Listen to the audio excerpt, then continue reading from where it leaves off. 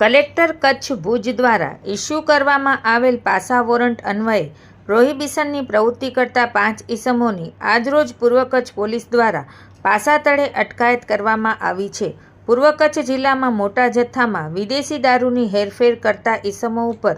LCB PI NN Chudasama તથા LCB staff દ્વારા આરોપી કુલદીપસિંહ ભરતસિંહ સરવૈયા, ધર્મેન્દ્ર ઉર્ફે ધમુ વિસનદાસ તેજવાણી, હિંગળાજદાન ગોરુદાન ગઢવી, યુવરાજસિંહ ઉર્ફે શક્તિસિંહ ભરતસિંહ સરવૈયા વિરુદ્ધ તેમજ રાપર પીઆઈ જેબી બુબડિયા દ્વારા